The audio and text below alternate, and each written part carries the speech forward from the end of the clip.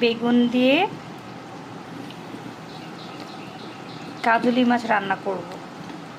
ভালো করে আদা রসুন বাটা, পেঁয়াজ বাটা, কাঁচামরিচ বাটা, বিভিন্ন মশলা দিয়ে আমি এগুলোকে ভালোভাবে মেখে নিচ্ছি। দেখো কালারটা কি সুন্দর হয়েছে। আমি কিন্তু এগুলো ভালোভাবে মেখে নিয়েছি। সামান্য একটু পানি দেব, আর দেব সামান্য একটু পানি, যাতে করে মাছটা না লেগে যায়। একটা জোরে বলক চলে আসলে আমি কিন্তু মৃদু আঁচে এটা কমিয়ে দেব। আর নামানোর আগে কিছুটা ধনিয়া পাতা কুচিয়ে রেখেছি, সেটা দিয়ে একটুখানি জিরা ফাঁকি দিয়ে নামিয়ে ফেলব।